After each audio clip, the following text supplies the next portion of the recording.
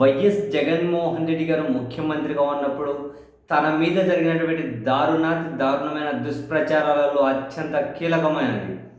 ఎంత కీలకమైనది అంటే ఈరోజు ప్రొద్దున కూడా అసలు ఈరోజు ప్రొద్దున కూడా తెలంగాణకు సంబంధించిన వాళ్ళు కూడా అడుగుతూ ఉన్నారు, జగన్మోహన్ రెడ్డి గారు అంతా బాగానే చేశారట కానీ విపరీతమైన అప్పులు చేశారట, అక్కడే జనాలు ఓడిచ్చేశారు అని. ఎంత చేశారంట అని అంటే 10 లక్షల కోట్లు 12 లక్షల కోట్లు చేశారంట అని చెప్పి అంటూ ఉన్నారు. అంటే జగన్మోహన్ రెడ్డి గారి మీద తీవ్ర దుష్ప్రచారం జరిగిన అంశాల్లో ఇదొకటి. 14 లక్షల కోట్లు అప్పు చేశారు అని చంద్రబాబు గారు అంటే వాళ్ళ పత్రిక బ్యానర్ హెడ్కి పెడితే, ఇంకో పత్రిక బ్యానర్ హెడ్కి పెడితే, ఒక ఛానల్ డిబేట్ పెడితే, ఇంకో ఛానల్ డిబేట్ పెడితే, ఆయన అనుబంధ కమ్యూనిస్టు పార్టీలు ఎవరైతే ఉంటారో వాళ్ళు వచ్చి అదే విమర్శ చేస్తే, నెక్స్ట్ డే బీజేపీ అదే విమర్శ చేస్తే, ఆ నెక్స్ట్ డే జనసేన అదే విమర్శ చేస్తే, ఆ నెక్స్ట్ డే ఇంకెవడో కమెడియన్ ఆర్థిక మేధావి అని చెప్పి ఒకటి మధ్యలో ఇంకో జోకర్ లాంటి వాళ్ళు వచ్చి వాళ్ళు ఏందో చేస్తే ఇదే ఇక ఢిల్లీలో ఉన్న అప్పుడు ఎంపీగా ఉన్న రఘురామకృష్ణరాజు గారు వెళ్ళి కేంద్రానికి లేఖ రాసి ఆర్థిక ఎమర్జెన్సీ విధించాలనంటే కంట్రోల్ చేయాలని చెప్పి ఇంకెవడో కోర్టులలో పిటిషన్లు వేస్తే అంటే ఇట్లా సాగుతూ వచ్చింది ప్రాపగండ. ఈ స్థాయిలో ఒకానొక స్టేజ్లో జగన్ గారికి మద్దతుగా ఉన్న వాళ్ళు కూడా నిజమేనేమో అని చెప్పి నమ్మేంత వరకు వచ్చింది పరిస్థితి. ఆ స్థాయిలో రాష్ట్రం అసలు విధ్వంసం అయిపోయింది. ఒక్కొక్కరి నెత్తి మీద ₹1,00,000 అప్పు చేశాడు. ఒక్కొక్కరి నెత్తి మీద, ఒక కుటుంబంలో 5 మంది ఉంటే 5 మంది మీద 5 లక్షలు అప్పు చేశాడు. నేను ఏదో బంగారుగా తయారు చేసి పెడితే మొత్తం మట్టిపాలు చేసేసాడని చెప్పి ఇంకా విమర్శలు మనం జగన్ గారు అప్పులు చేశారు అని దాని చుట్టూ తనను వ్యతిరేకించే వాళ్ళు చేసినటువంటి విమర్శల మీద ఓ 10 పుస్తకాలు రాయొచ్చు. వాళ్ళు చేసిన వ్యాఖ్యల మీద రాయొచ్చు, 10 పుస్తకాలు ఈజీగా రాయొచ్చు. అయినా కూడా వాస్తవం ఏంటి అన్నది ఈరోజు శాసనసభలో కూడా సర్కార్ రెస్పెక్టెడ్ ఫినాన్స్ మినిస్టర్ గారే చెప్పేశారు కదా.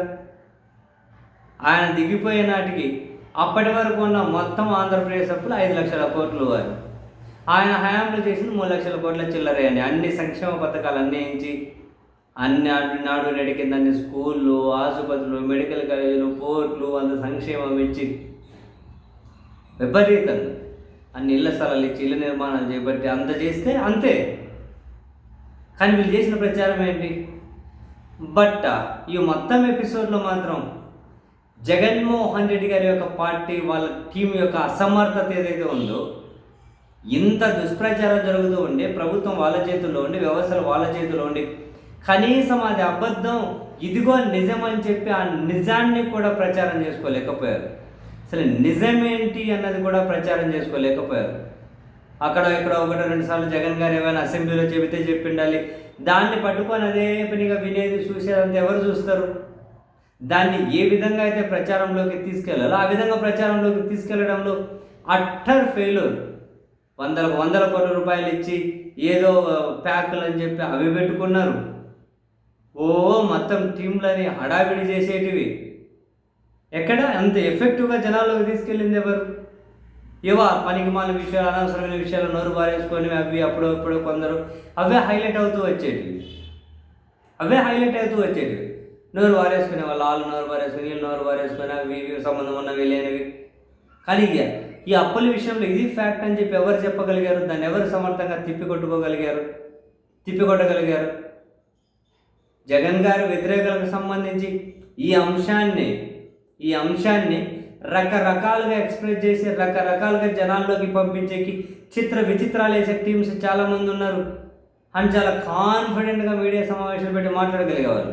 ఇటువైపు మాట్లాడితే జగన్ గారు మాట్లాడాలి, మిగిలిన వాళ్ళు మాట్లాడితే ఇంక వాళ్ళకు అర్థం కాదు.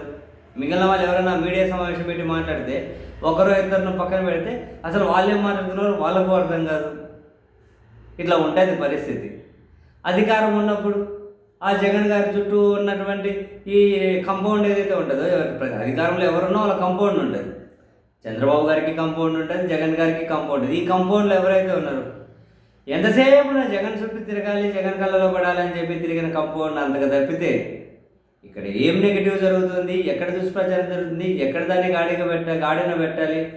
సో అధికారం ఉన్నప్పుడు దాన్ని మంచిగా అనుభవించిన వాళ్ళు ఎక్కువ మంది కనిపిస్తారు. ఇప్పుడు ఆడికి చాలా మంది మాయమే అయిపోయారు. ఎంత దారుణం చూడండి. ఈరోజు ఫినాన్స్ మినిస్టర్ అసెంబ్లీలో చెప్పిన విషయం అధికారంలో ఉన్నప్పుడు కూడా జగన్ వాళ్ళ టీం కనీసం చెప్పుకోలేకపోయారు. ఎంత అసమర్థత. నేను ఇప్పుడు కాదండి, మీరు ఎవరైనా ఫాలో అయ్యి ఉంటే ఇంతకు ముందు నుంచి కనుక, అంటే ఈ ఒక్క పాయింట్ మీరు ఫాలో అయ్యి ఉంటే తెలుస్తుంది. చాలాసార్లు అన్నాను, ఏదైనా ఒక సమాచారం సో ఇన్ఫో సమాచారం కావాలి అని ఒకవేళ ప్రభుత్వంలో వీళ్ళు ఉన్నప్పుడు ఏదో ఒక యాక్సెస్లో కనుక అడిగే ప్రయత్నం చేసి ఎవడికి వాడు ముఖ్యమంత్రి ఫీల్ అయిపోతూ ఉంటుంది. మనకు నాలాంటి సెల్ఫ్ రెస్పెక్ట్ ఉన్నోడికైతే ఏం పుట్టకోసం వీళ్ళని అడిగేది అనిపిస్తుంది. ఎవడికి వాడు అట్లా ముఖ్యమంత్రిగా ఫీల్ అయిపోతూ ఉంటారు. వీళ్ళు వీకెండ్ ఏదేంటి హడావిడి చేయడం తప్ప.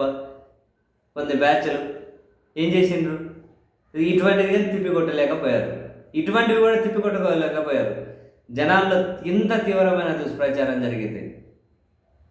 ఇప్పుడు మళ్ళీ వీళ్ళ అసమర్థత నిజంగానే ఫినాన్స్ మినిస్టర్ స్టేట్మెంట్ ద్వారా బయటపెట్టారు.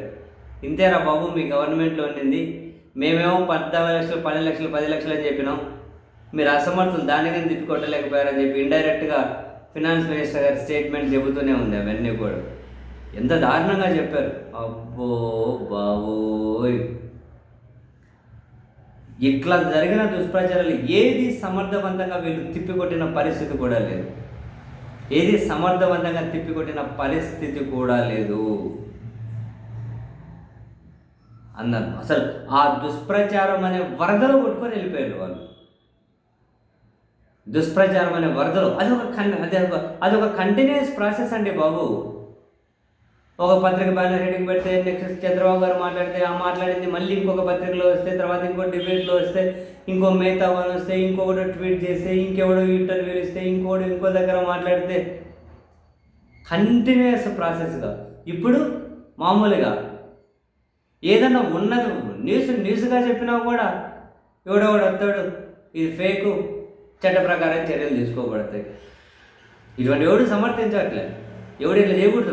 పాలకుడు ఇప్పుడు జగన్మోహన్ రెడ్డి గారు కానీ ఇలా చేయాలని చెప్పారు అనుకోవట్లే.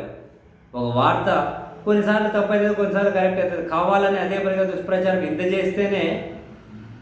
ఇంత దుష్ప్రచారం చేస్తేనే దాన్ని కనీసం 0.1% కూడా జగన్ వాళ్ళ ప్రభుత్వం టీం అడ్డుకోలేకపోయింది. ఇప్పుడు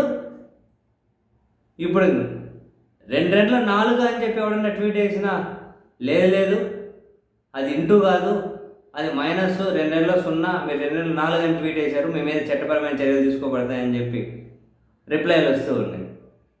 అంత దారుణంగా రిప్లైలు వస్తూ ఉంటాయి. ఏదో విధంగా కంట్రోల్ చేసుకోవడం కోసం. ఇంతకుముందు విచ్చలవిడితనం ఎట్లుంది. బట్ ఒకటైతే ఫ్యాక్ట్, జగన్మోహన్ రెడ్డి గారు వాళ్ళ టీము వాళ్ళ పార్టీ చేసిన మంచిని, జరిగిన దుష్ప్రచారాన్ని కనీసం 4-5% కూడా వీళ్ళు తిప్పికొట్టపోలేక ఆ దుష్ప్రచారంలో కొట్టుకుపోయారు అన్నది కూడా ప్రధానమైన కారణాల్లో వీళ్ళ ఓటమికి అది కూడా ఒకటి. అదే చాలా కారణాలు, ఇది కూడా ప్రధానమైన కారణాలు కొన్ని ఉంటాయి. అందులో ఇది కూడా ఒకటి, నో డౌట్స్.